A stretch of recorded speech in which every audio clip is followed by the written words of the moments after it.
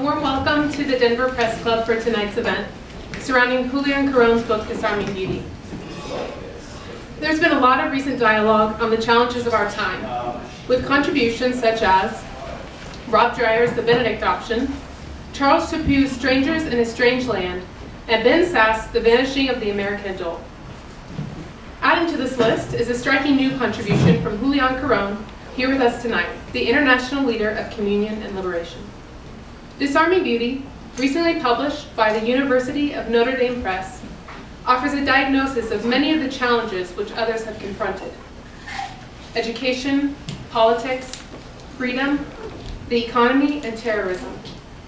Caron delves deep into the implications of these challenges and offers a refreshing hypothesis. Father Jose Medina is our moderator tonight. He is the national leader of the Catholic movement, Communion and Liberation, and joins us from Washington, D.C. Without further ado, we welcome you to tonight's event.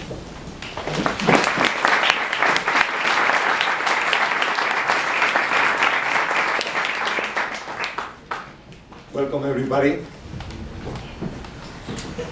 I wanted to very briefly introduce our moment of dialogue tonight, and I don't want to steal any time from it.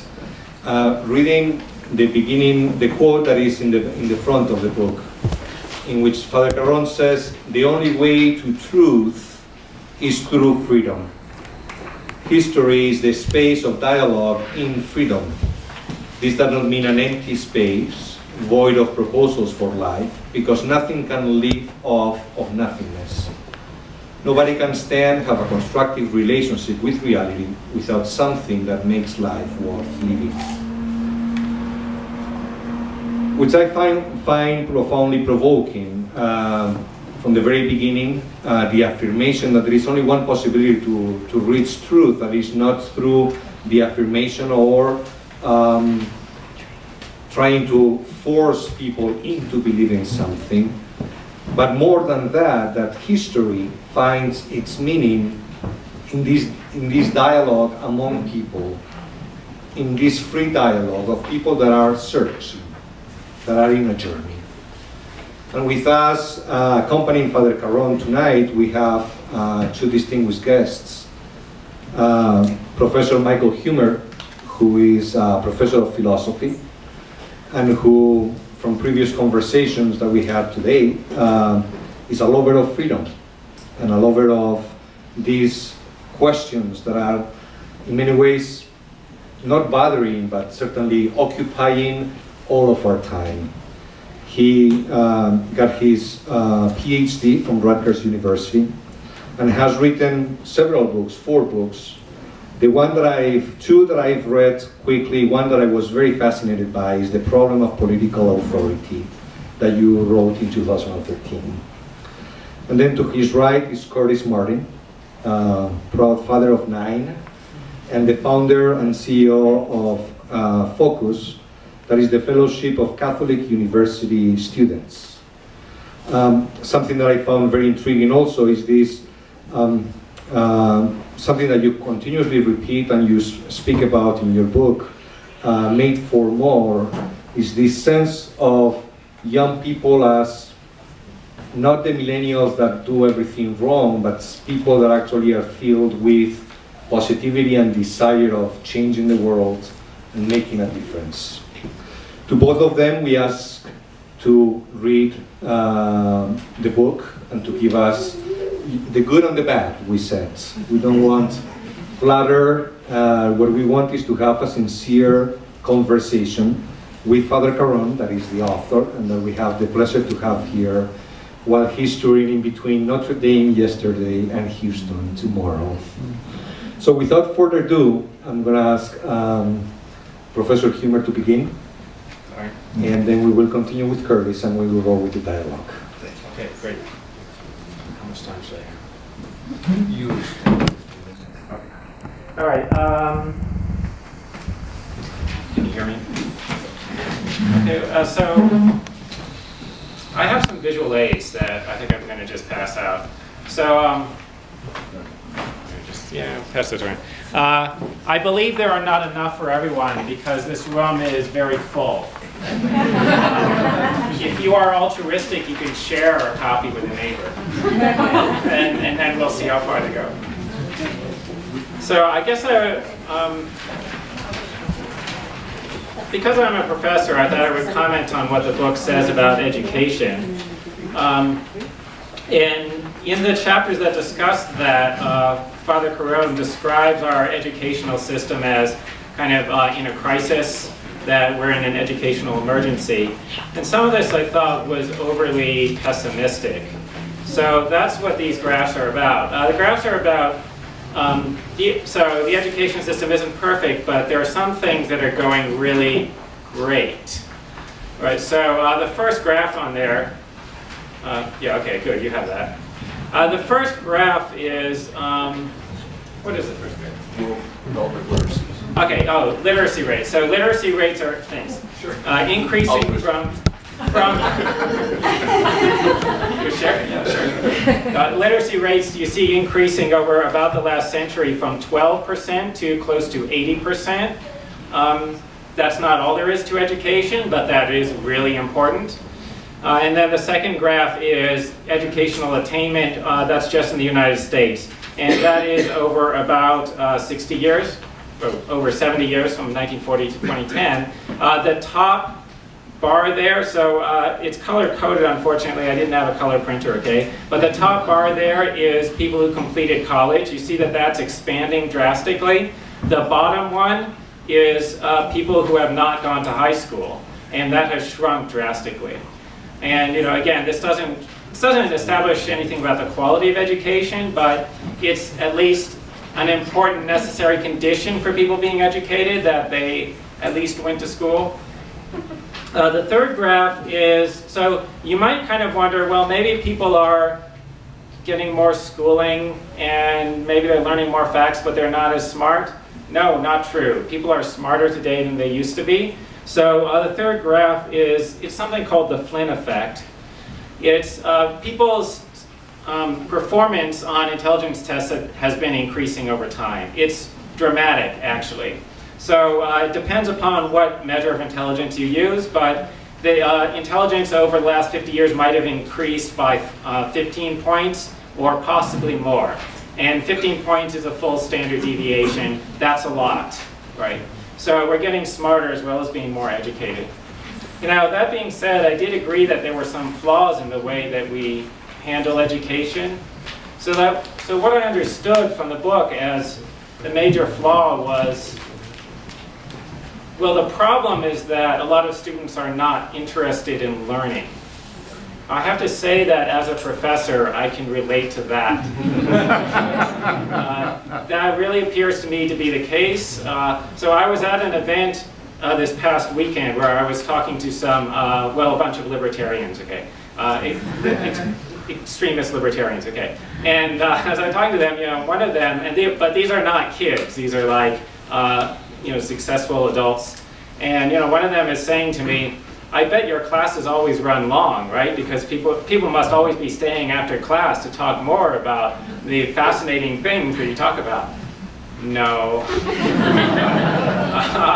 Most of them just want to learn what's going to be on the test so they can get the grade, so they can get the credential and get out. Sorry if that sounds cynical, but I think that's kind of true. And then I think the book had a diagnosis that the reason for this is we kind of don't talk about the most interesting things. So we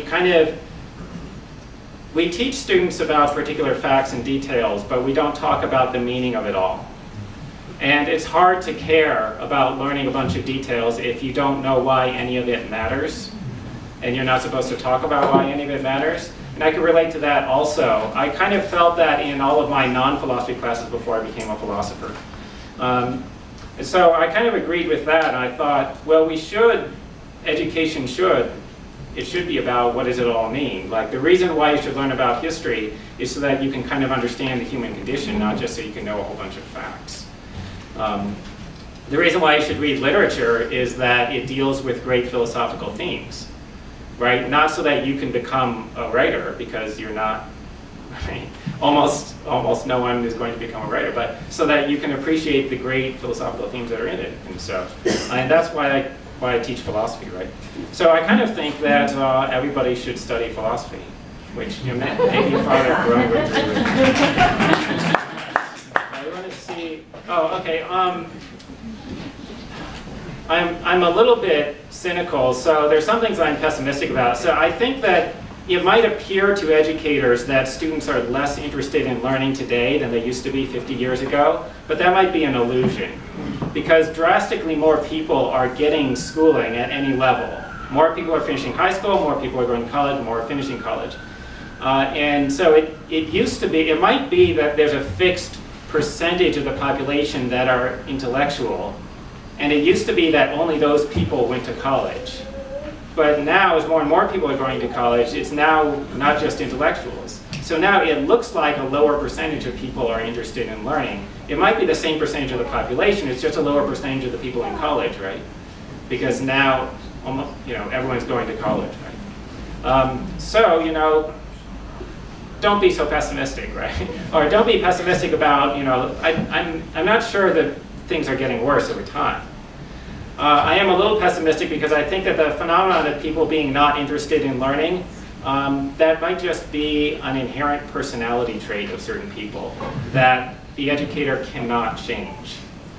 So, as a professor, I think that I talk about things that are really interesting, and I think I frequently can't get students engaged. It's possible that I'm a bad teacher, but I have the alternative hypothesis that no, some people are just not interested in some things. They just won't be interested in the subject because it's just like just a personality trait of theirs that they're not into that. And so, changing our education system, we shouldn't expect dramatic changes, right? We can send more people through school, but we shouldn't expect to kind of change people's nature, right? Like you shouldn't expect a whole bunch of more people to be intellectuals. Okay, so. All right, thank you.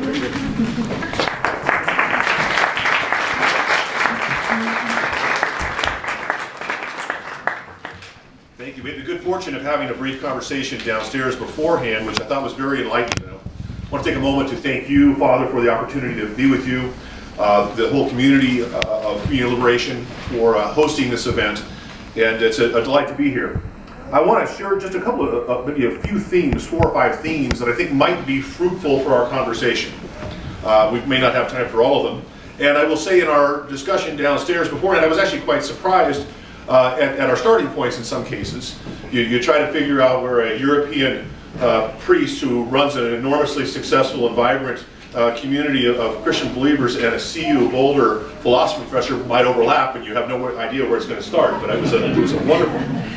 And I would say one of the things that throughout the book is, and I think it's really pivotal, is not only an understanding and an approach to freedom. And we talked about it in certain senses, and I would agree with this, and we can certainly get into it more deeply, and I would love to, is freedom the absence of coercion? And I think we'd all have to agree that it is, but is it something more than that? And I would like to posit that it is. And maybe have a little more discussion about that, because I think that the project of freedom is very important, and if we misunderstand it, we can frequently end up limiting our freedoms in the name of advancing them. So we need to kind of understand what the target looks like, what we're aiming for. Another area that I think all of us share in common, and really all of us here probably, is awakening the sense of the awe in those that are in our lives, whether they're family members or students or members of a community. And I would say in a certain sense, as a professor, I haven't been active, but I'm an adjunct professor at the Augustine Institute, but both of you are active professors. It's really nice to have engaged students, but you can teach the class without them. But when it comes to community liberation, you actually must have engaged people.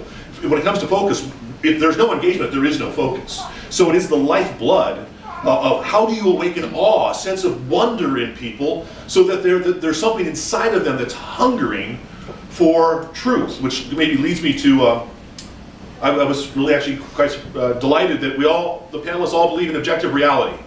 And I remember as a college student, sitting in a philosophy class actually, and having the idea of objective reality presented to me, and for some reason it was just like, well, of course. But I've spent most of my life defending that concept.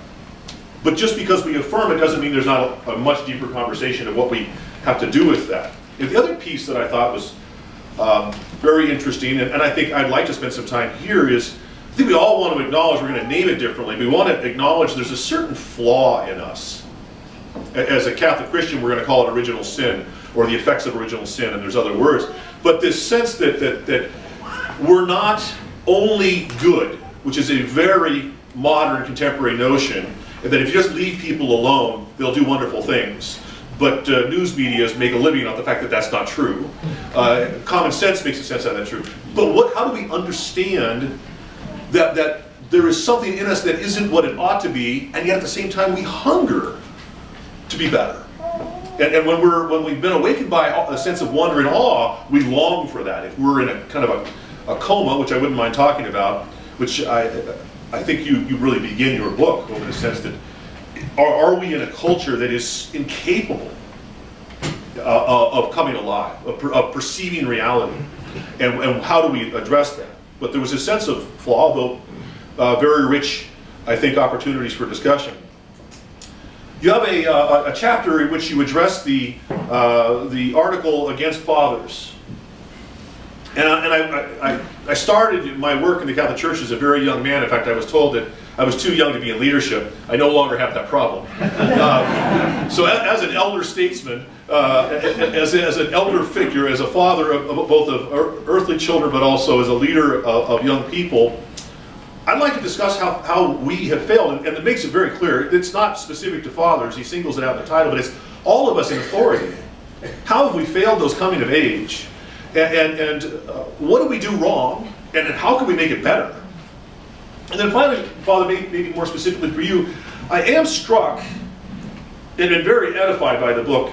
And at the same time, I'm very appreciative of the fact that while I think we're looking at the same reality, we're approaching it differently. And part of it's because you're a European and I'm an American, and part of it is so many things. But I am struck, and I see it in my own approach to life, but I would say a deep, deep pessimism and a powerful, powerful optimism that I haven't quite figured out how it fits together for you. And for me, I would say, I reconcile it with a different word. I am very pessimistic and not at all optimistic, but I'm very hope-filled. Optimism says if we just continue on as it goes, it's going to get way better. And I don't see strong evidence for that. There are more people going to school, but there are more people killing themselves on college campuses also. This is not a happy group of people. You would think they'd be the happiest people on earth. They have access to everything the world says is good for them. They have all of the parties and all of the recreational sex and all of the kind of removals of obstacles to their life and impediments, but they're medicating themselves and trying to kill themselves at unprecedented levels. So I would argue that they're drinking, they're eating a counterfeit, they're consuming a counterfeit. They were made not for fun, but for goodness. And when you consume fun, thinking it'll make you happy, it only does for a moment. And then it's like drinking salt water. You're thirstier than you were when you started. But when you pursue goodness, happiness comes. And so I'd like to see how it's reconciled, because that, to me, was still kind of wrestling between what I saw to be a deep pessimism and a very profound optimism that I share, but maybe in a different way.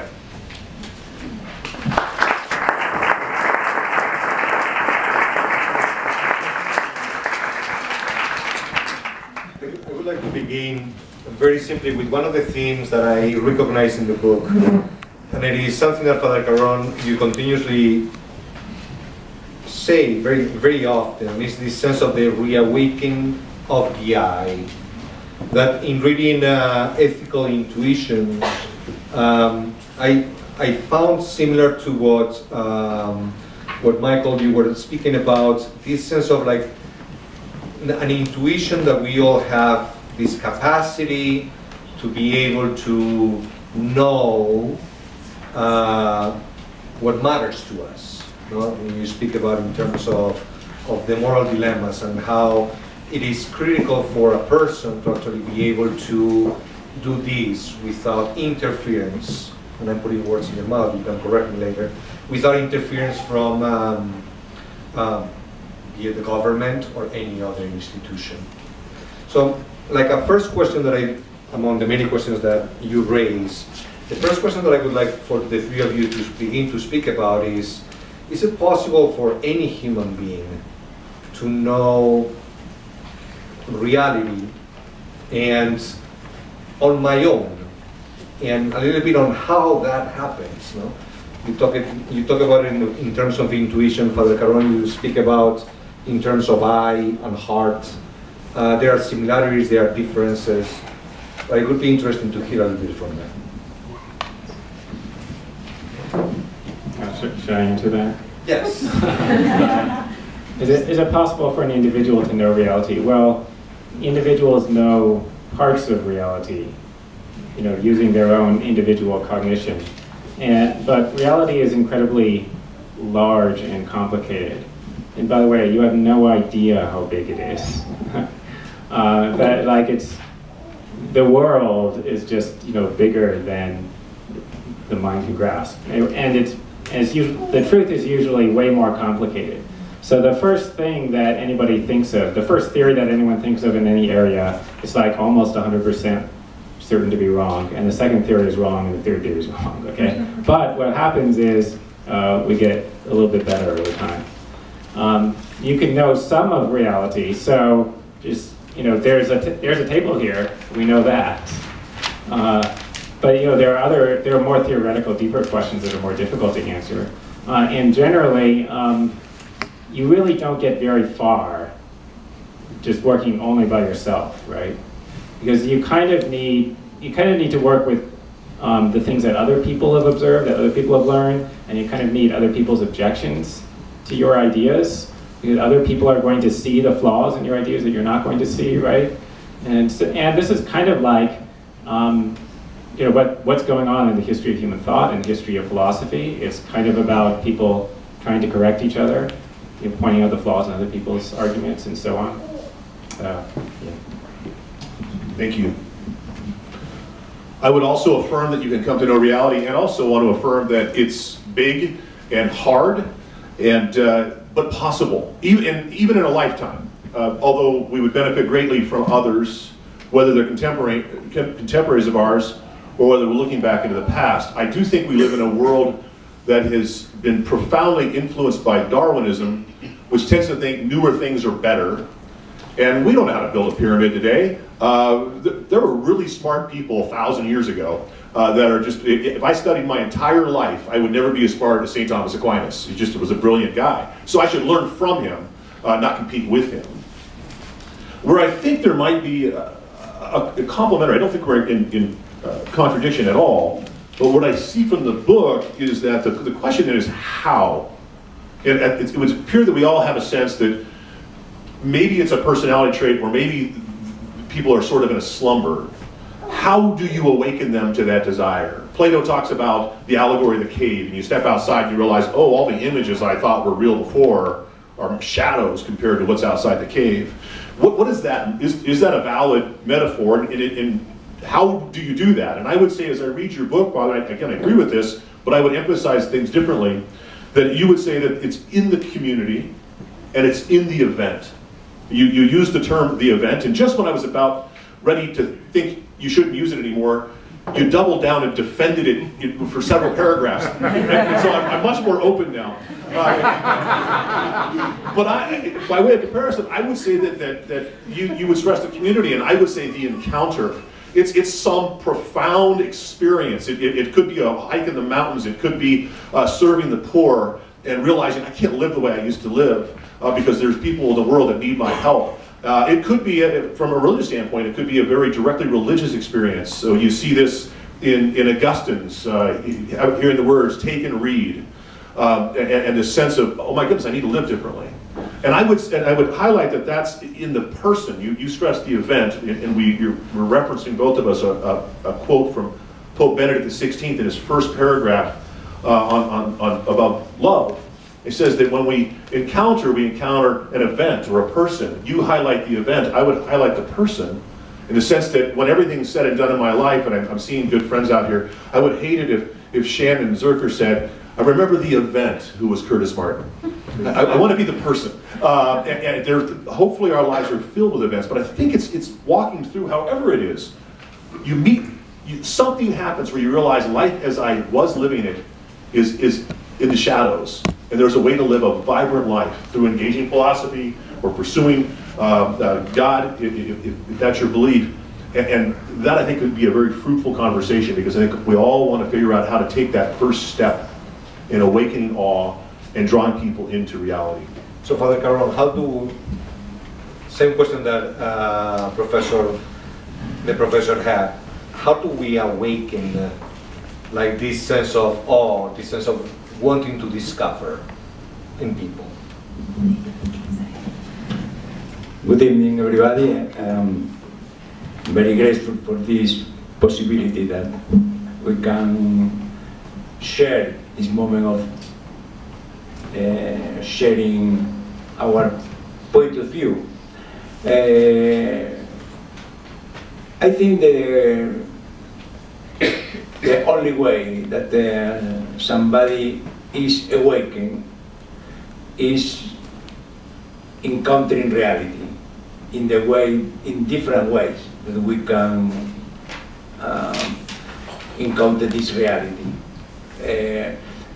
I remember always an event that somebody told me about a group of people who were taken for a walk in the mountains in Italy.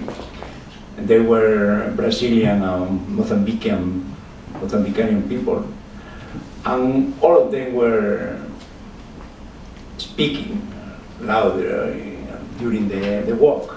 No? And the leader of the group was thinking, when I arrived before the Mont Blanc, this is the mountain where they were trying to see, I will ask them to be in silence, to contemplate the mountains, because it's so beautiful that it would be better to be in silence for this contemplation. But he was surprised. But in the moment, people who were talking among them were before the mountains, without saying anything. All of them remained speechless before the beauty of the mountains. The mountains were so attractive that has the effect on them of this silence, of this awe. This is something that was happened, an event that didn't happen before, when they were talking about everything. No? But when something is so beautiful, we can say in that way, in that case, that we are grasped by the beauty, by the attractiveness of something. All the eye of these people were attracted. They were surprised themselves with this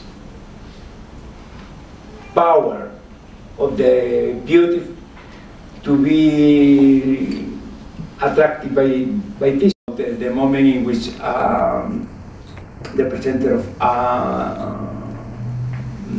news in Egypt, after an attack of Muslim people to Christian, and in this case, a man was killed at the door of the church. In the news, the wife was interviewed by a journalist, and in front of the testimony of mercy that this woman was expressing, the director of the news was so surprised that remained for seconds in silence. I've been thinking about this kind of experience in which reality is so powerful that attract all our eye in such a way that we are surprised. I saw a lot of comments in the media about these seconds of silence of the director of the news. It's amazing because it should be always like this, in front of the reality. But there are some moments in which are so powerful, are the capacity of being so impose themselves with such an energy that we remain without word, speechless. The way in which I explain so that the origin of silence, not something that is empty because we don't have anything to think about, but is so impressed, so full of something that is amazed that we remain without words. For this reason, I think that the I of all of us, the person of all of us, is reawakened again and again by facts like this. And only this can be the origin of this renewal of our I. For this reason, and at the same time, I am pessimist or optimist, according to you now, but I am, because there is many times in which there are not a lot of time in which we can have experience like that. But I am optimist because the reality is always there, and it is possible that this fact can be repeated. No? And this is maybe the reason, the basis of my optimism, that this can happen again and again and again if we are in front of something that can grasp all our attention on all our desire. Is that something similar to your intuition, ethical intuition? And even like a more personal questions, like you as a lover of philosophy, because you're not only a teacher, but is someone who actually loves to engage with reality in the form of moral dilemmas. Yeah. How do you see that? Well, yeah, I guess, I mean, so the reason why I do philosophy is that I thought it's the most interesting subject. And, you know, sometimes you get a philosophical problem that's just fascinating, just a fascinating question. Or, you know, a fascinating problem, like, I can't figure this out, right? And it is related to what you were talking about. But actually, so this is a little bit free associating. This isn't what you No. Isn't what you asked, but I will free associate anyway. What I was thinking of was, so there's a particular image which I have on my Facebook page, which is known as the Hubble Ultra Deep Field image. I don't have it with me, but if you want, look it up. And I consider it amazing. It's a picture that the Hubble telescope took, and it's a picture taken of a really tiny part of the night sky, like, you know, like this, right? And it's a part of the night sky that looks black if you look at it. But the image shows all of these little lights, and there are about 10,000 little lights on it. And those lights are not stars, they are galaxies. Each of those little lights is 100 billion stars, right? And there are 10,000 of them, and they're in this little tiny corner of the sky that looks black to the human eye. And when you understand what it is that you're seeing, you just realize that the universe is amazing.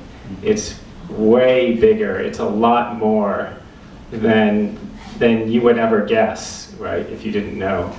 Right? And then I started to think, and because of that, there's stuff happening on all of the planets out there, right? All of the planets out there are like just as big as this one.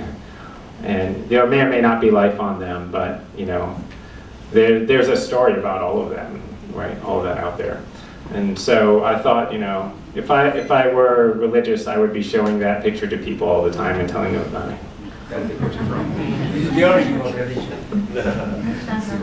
But this is the origin of religion, because religion has its origin in this awe in front of the reality. Because in the easiest way of introducing us to the mystery that we are informed. We can use mystery, we can use another word, but we are in front of something so big, that is beyond our imagination, something that is greater than all what we can think about. And for this reason, we feel at the same time so tiny in front of the greatness of this event, that we are in front. And for this reason, it would be impossible to know everything, because we are always, even all our progress makes every one of us more aware that we don't know almost anything, because in the measure we are acquiring more and more knowledge, we become more aware that how much we don't know is almost proportional. It's like a proportion between what we are acquiring and we are knowing, and the question that this knowledge spread out, again and again. So the mystery is always before us, is always in front of us, and we are always more aware that we are a tiny thing in front of this majesty. I'm struck at the same time that this is certainly true. And I actually did watch a Christian guy, Louis Giglio, give a talk about the very image. So you're right that we should stand in awe. And at the same time, the universe is cozy, right? We belong here. So many things had to go just right for us to be able to even live here. When the Earth turns just a little bit, snow falls in Denver. It was in the 90s just a couple weeks ago. And that's pretty much our ability to live. A few degrees colder than freezing and a few degrees hotter than 90, but we don't do 150 and we don't do 50 below. If gravity was a little different, we couldn't survive. And so there's a certain sense in which, as amazing as it all is, this pair of shoes seems to fit me just right. And that's pretty amazing. And to sit back and see there's a certain coziness that accompanies this, and that, yes, you could list all the things we don't know, and that list goes on and on and on. But at the same time, I would argue that the things you need to know most are accessible to almost all, maybe all, with some help. I need to know how to love. I need to know how to forgive. And that knowledge, our students will frequently tell us, they'll leave a first world university and go to a third world country and say, they're just better at this. They don't know how to read, they don't know how to write, but they're happy, they love their parents, they love each other, they know how to share. Heck, they don't have anything and they gave us some of their stuff. And so there's this amazingness that although the amount of knowledge is ever, the capacity for that, our understanding of what we could learn, is always outpacing our abilities. And we'll never catch up. The things we need to know best, again, there's a coziness to our life that the most important things, the ability to live here or to live well here, is in reach. You introduced a topic that I know that is dear to the three of you, and it is the question of I need to know, and in a sense you would say I would need an authority, and at the same time there is a great love of freedom. in this sense, I know that Michael, you care very much for this. What is the role of authority, the proper role of authority, and whether we very often relinquish our freedom to the government or other institutions who tell us at times what we need to know. No? And I wanted to create that paradox here a little bit, because if I understand what Father Caron was saying right now, you almost arrived, Father Caron, to say, and I'm going to use this expression if you want to comment, as if the origin of morality is in the reality itself. So you're almost arriving to that point there in what you're saying, is this all that tells me almost how to relate to that, no? So keeping all of these things in mind, the first thing that I would ask you is to comment briefly about what is the role of the teacher? What is the role of the one, in as much as you may not like authority, you are an authority to your students. So what is your role? Tell them that. I will tell them that maybe if you don't preach to them, there is no authority. So what is the role of the teacher? And then, in a sense, what is the origin of this morality? I think is also an important question here. Now, I go back to your comments about ethical intuition. Where is this morality? So speak a little bit about authority and morality, and then maybe later we can begin talking about freedom. Thanks.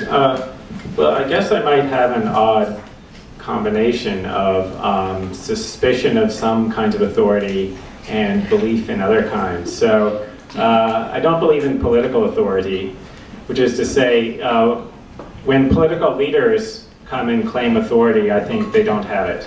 They only have power.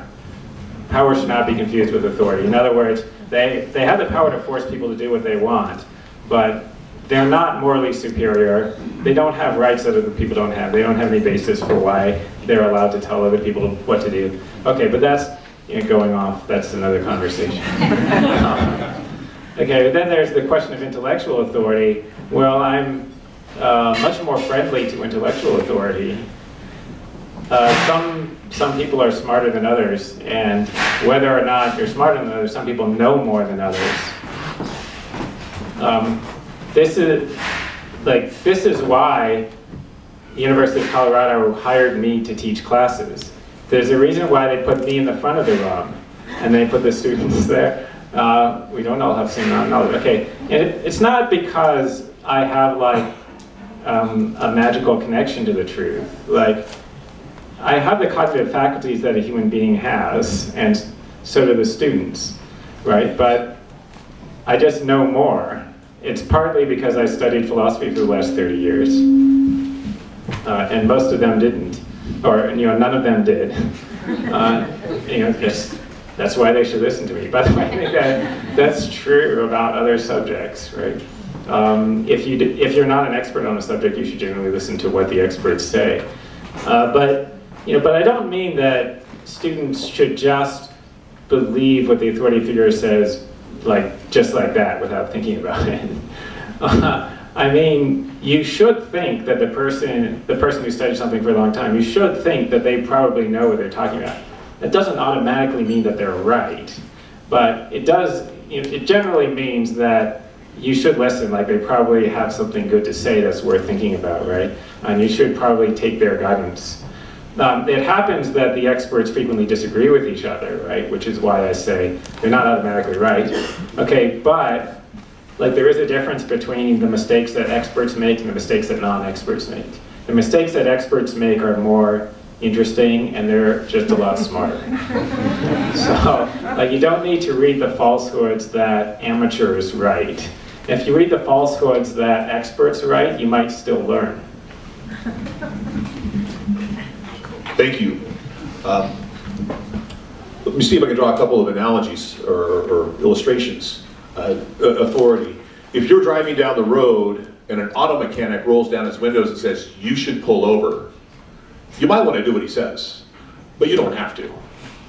If you're driving down the road and somebody puts lights on their car behind you and says, "Pull over," You might not want to pull over, but you have to pull over. So the second type of that type of police is power. Now you hope it's combined with goodness, otherwise it's a really horrible thing. And then there's expertise, and you described that, and it's important. But there's another type of authority which flows from authorship. When I was driving here, I had a choice to make. I wasn't being told what to do, but the "you're out of gas" light went off on my thing, and I could either get gas before I got here or walk home. I was free to do either, but I was not free to not put gas in my car and continue driving it. And so there's that flows from authorship. The author knows how it works. And so he speaks into the very being of what it is that they authored. Now as a Christian, I believe we've been authored. And so that means that there is an authority who is benevolent and knows me better than I could possibly know. That authority, if it's there, I would trust deeply. And so that's a big question. Is that authority really there? The others, I would share your concern to some degree and even jump on board completely with a political authority separated from truth and goodness is a horrifying thing. I think the first thing to clarify what is the place of authority, because we are in front of that dilemma. Or the authority is in every one of us, or the authority is outside of us, in somebody else. If we accept that the authority is outside of us, we are alienated people. We are depending on something else. That somebody can have the power to guide us. No? And instead, if the authority, the criteria of authority is inside of us, we are inside of us the possibility of recognizing where the authority is. And this is crucial, because without the capacity of judging, of recognizing what is the truth, what is the authority, the dignity of the person is empty. We can speak about the dignity of everybody, but without the capacity of judging, the capacity of recognizing the truth, or recognizing what is what corresponds to the reality, we are alienated people. And I always made an example to my students, because I was a teacher for years.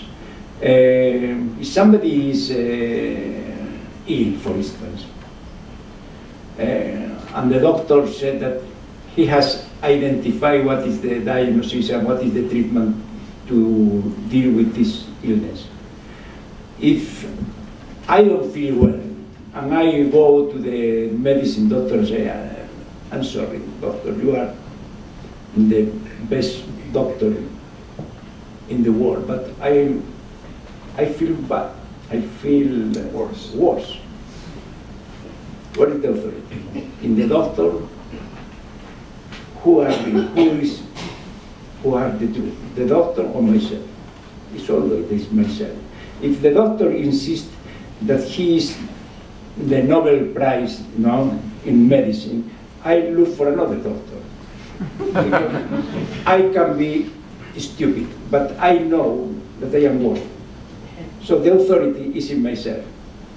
I recognize the authority because I have the possibility of recognizing that the treatment that he offers me was according to my needs, according to my illness. Without this, I can't recognize his authority. I can recognize the authority of somebody else when I can see in my experience that what he said corresponds to the perception that I have about reality. Otherwise, we are only people that are treated without any dignity. At the end, this is the question of political power. I agree with you. These politicians are not authority, are power. Many times they use the power to convince us that we are unable to reach the reality, to know the reality, and there are so many people who are interested in introduce us to the reality in such a way that we can be under his power. And I want to clarify this because without this, I am convinced that we don't have any dignity as a person. We don't have the capacity of recognizing what is the reality, what is the truth. And only when we recognize us, that doesn't mean that there is no authority. But as one person is authority for me, it makes me grow as a person. It makes me more myself, more capable of dealing with the reality. If I can see in somebody, for instance in a teacher, something that introduced me to the reality because he helped me to see reality as it is, and I can recognize that this is truth when he introduced me to the reality. And in such a way, I can grow in my relationship with the reality. But without recognizing in myself the possibility of judging what is truth, we are in the hands of the power. Go ahead, go ahead. And that made me think of another comment, that in order to learn from a teacher, people have to have a certain innate capacity to understand the subject matter. So you have to have an innate ability to understand morality, or nobody can teach it to you. Okay, but given that you have it, people can teach you to improve your moral sense. So this is illustrated by the case of psychopaths who don't have a conscience. And not having a conscience, nobody can teach them ethics. If the psychopath takes a course on ethics, they will get nothing out of it. Okay, but given that you have a conscience, it can be improved.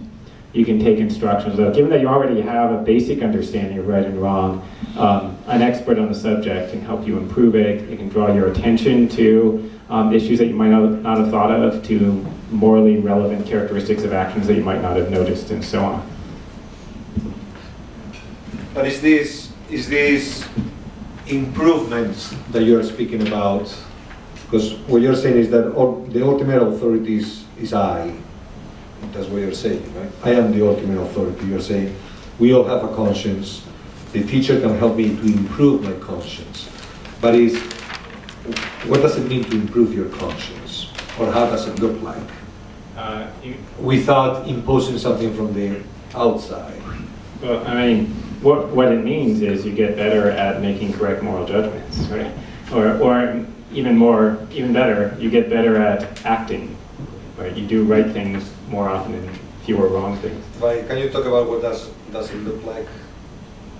Well, I mean, you might become more sensitive to morally relevant features of your actions. So it's like young people, especially children, will frequently do things that are bad because they just don't understand. Like they hurt somebody's feelings because they just don't understand that would hurt somebody's feelings, right? You could receive instruction from people who have more experience, who could tell you, well, here's the way you should negotiate this circumstance, right? Should you lie in this circumstance? If you get somebody who's sufficiently wise, they can tell you, well, here's something you could do instead of lying. And it might be something you never thought of, right? And a person who's wise might point out consequences of lying that you wouldn't have noticed, right? Might point out things that when they describe it, you can see that that's morally relevant. Like, oh yeah, I could see that there is something problematic about my action, but frequently you didn't think of that if somebody doesn't point it out. Father, I think the question that I would have is, you say that I am always the authority. And I think in a healthy situation, in fact, as I read the book, in some ways I'm reminded of a number of very dear friends, including my father, who just was a noble person. Didn't have a lot of teaching early on, but just made good decisions. And you described that. I don't have the expertise. I will seek it from other people, and I don't have the perfection or the improvement that I'm looking for, and I'll apply myself. But my experience is that many, many people, probably most of the people in our culture, are more asleep morally. I would say that we are with college students, and their potential is amazing, but they are asleep morally. They, I could use some images. I would say to be a little bit medieval. I'm a man. As a man, I'm meant to protect and care for the women in my lives, but instead, these college-age men view pornography for hours. You brutalizing the very women that they ought to be protecting, or as I ought to be a protector and a defender for the sake of honor. And I killed 400 people today in Call of Duty, and I'm exhausted. Yeah, but you didn't do anything in real life. You didn't love anybody. You didn't forgive anyone, and you're not upset. And I would say in that sense, how would you handle, because they have the capacity to be their own authority, but they're not exercising that authority in any meaningful way, and it's almost as though they're not capable of incremental progress yet. Our experience is that something jolts them, reality, love, and then all of a sudden they awaken and say, I can't live like this anymore. And that step, I think, is important, because we're not really able to be who we're supposed to be if that authority is critical. And I think you make a compelling case, but many people seem to be very far away from wanting to exercise that authority in their own lives. We can speak about somebody who is sleepy morality, by speaking, no? But if somebody is hard for one was, even if he is sleepy,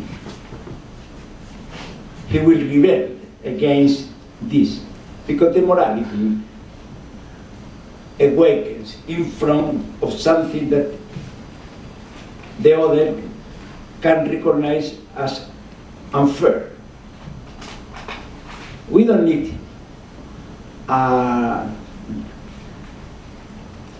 another criteria to judge morality. No, if something is moral, that a comparison with our exigencies that we are inside of us. If somebody insult me or hurt me in some way, all my eye rebels against this kind of injustice. We immediately feel treated in an unjust way. So, education of morality is to recognize these kind of things. That is self-evident for everybody. No? We don't need to insist on something else than people can recognize what is happening in life when he feels something that is according to his own eye and what is against. And everybody, whatever could be the circumstances, whatever could be the chaos in the world, can recognize this. But we need to help people, is to recognize this, to help, to have the courage to say, this is something that is unfair. But it's a recognition that happens, first of all, in my own eye, when somebody hurt me. So, we need to educate people to be loyal with his own experience. Because in our own experience, we have the possibility of recognizing what is moral or not.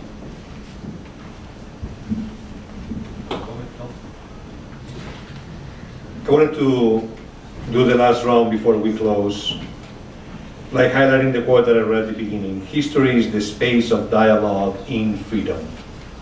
And I think it's something that that I think will resonate with you, Michael, because it's like if we don't rely in the government to tell us what to do, and we want to be able to allow people to discover, in a sense, who they are. No? In loving people's freedom, that requires also being willing to actually spaces where different proposals exist. So I wanted to comment a little bit on that, and I wanted to hear a little bit about what do you envision what freedom is? Like, is freedom necessary for our living, social living, and what is freedom? Yeah, we talked about this a little bit before this, before coming up here, and I said, well, freedom is basically the absence of coercion. Maybe that's not all it is, but that's sort of the, I don't know, I think that's the main thing. I guess I will comment a little bit on my general view about, I don't know, how human institutions should work.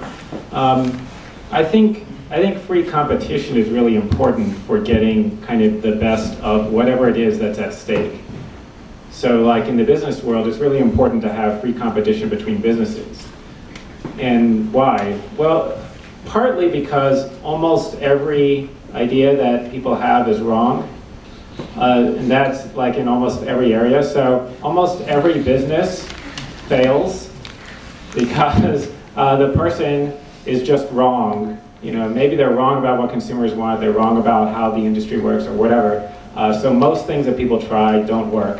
And you just need a whole bunch of them.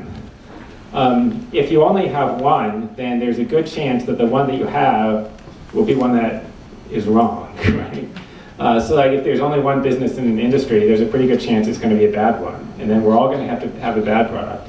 If there could be a whole bunch of competition, then, you know, the good ones can sort of displace the bad ones, right? I think a similar thing in the intellectual world.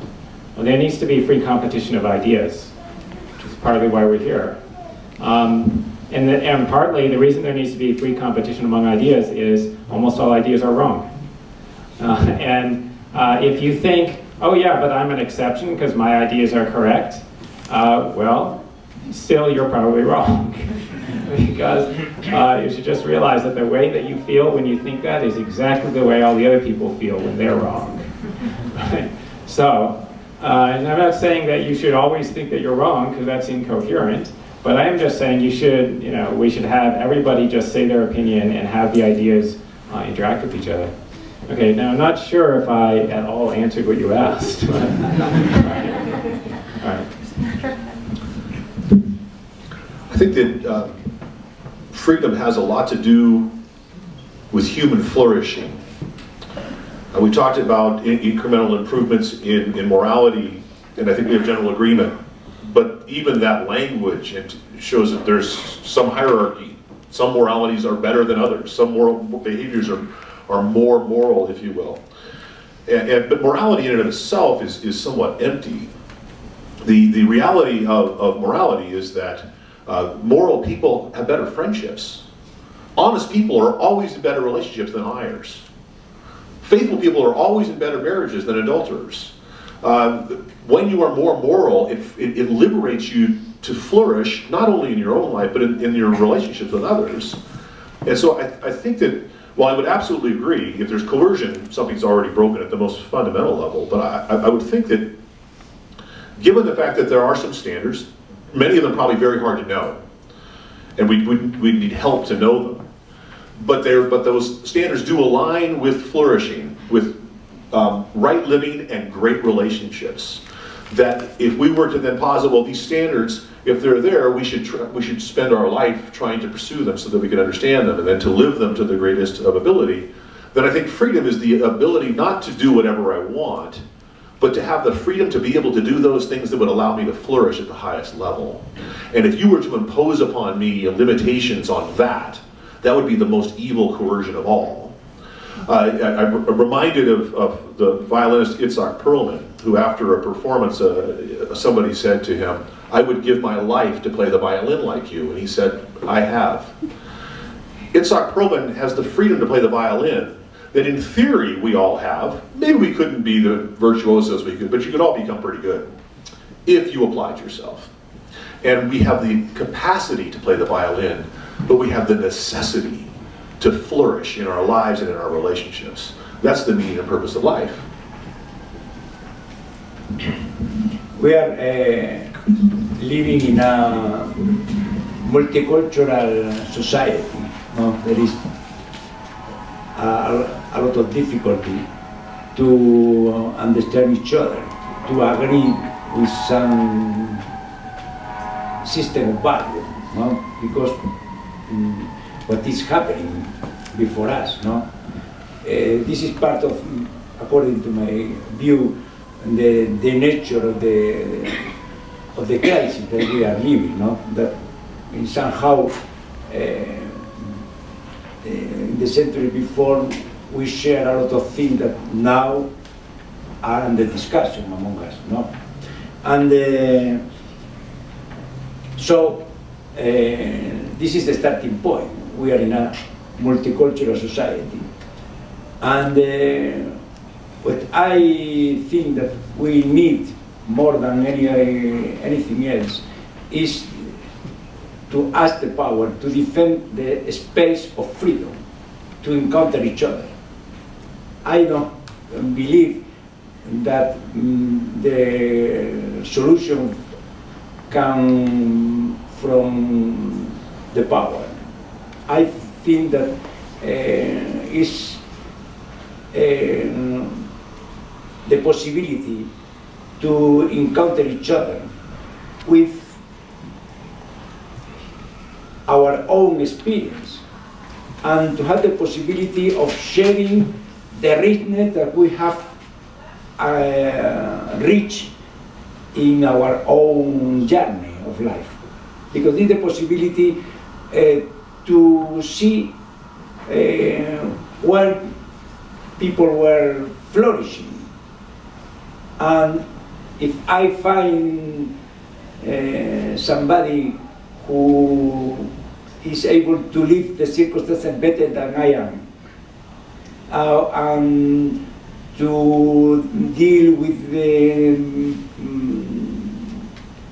daily life, the job, or the difficulties of life, or the circumstances that I have to face better than I am interested to learn, no?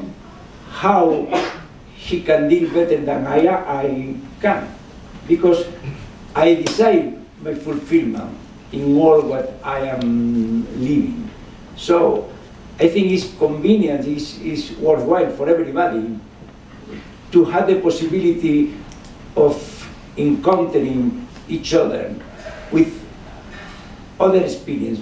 In this sense, I look at the other like a wood for me, because I can encounter the richness that the other have reached along his journey.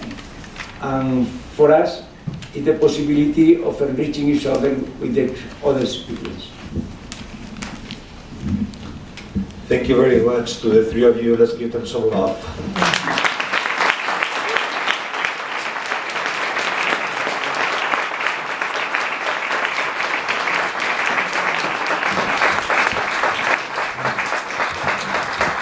Thank you everyone for coming tonight, and especially thank you to all of you. I'm always grateful.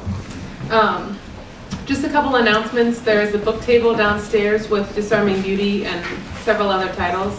And the author of the book will be downstairs to speak with people as well. So, thank you.